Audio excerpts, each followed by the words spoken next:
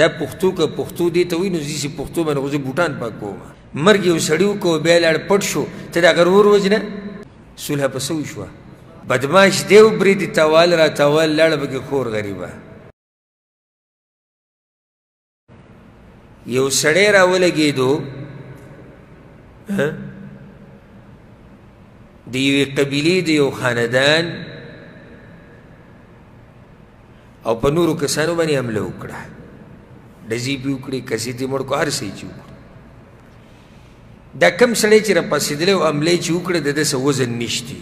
وزن معنی څه شو مقام یې نشتی خو دا کار یې وکړو نو دوی به یې چل کوي چل بیا دا کوي چې دی به نه وجنو څوک به وجنو څنګه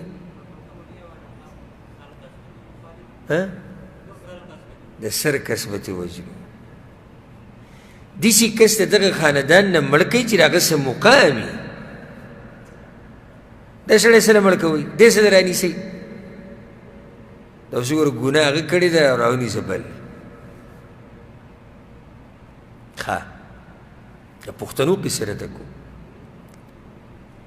یو کس راولګېدو بل کس یې مړ کړو او بیا یې لړ پناه شو وتښتېد پټ شو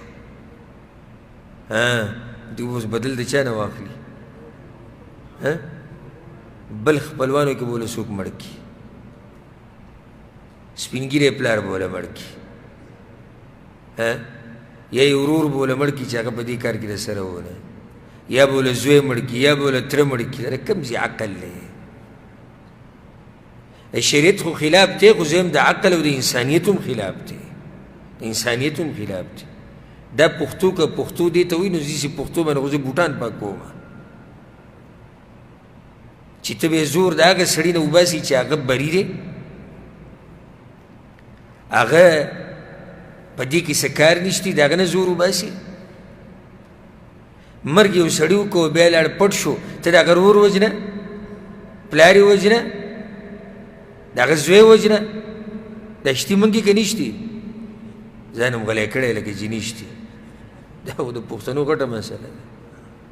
او بیا واوره دا د پښتنو ده یو راولګېدو بل یې مړ کړو یو کس راولګېدو بل یې مړ کړو جرګه کېناسته وایي جي صلح کوو څه کوو صلح په څه وشوه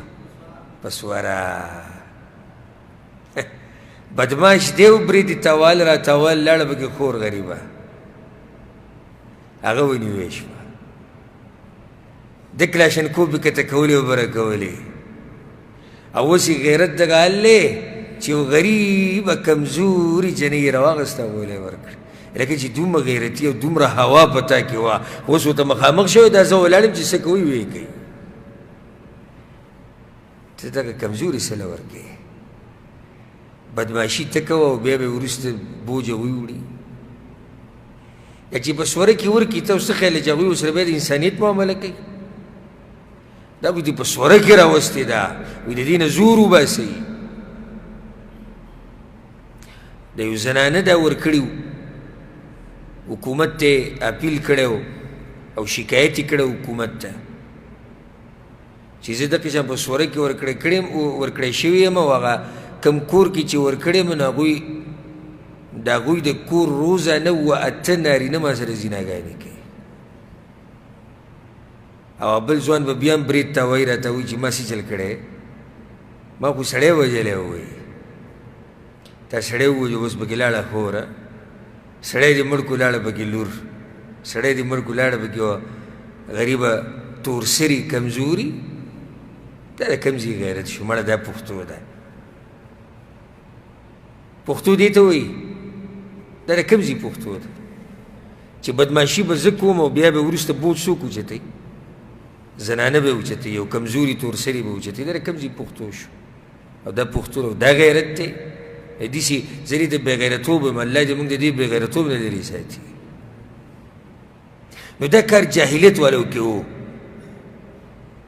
چې غلطي به یو کس وکړه او رانیو به بل کس به راونیو شریعت دې نه منع وکړه نه چې چا ګناه کړې ده د هغه نه به بدله اخیستی کېږي. فمن اعتدى عليكم فاعتدوا عليه بمثل ما اعتدى عليكم. چا چې زیاتې کړې زیاتې الله وي د هغه سره به کېږي، بل به نه رانیول کېږي.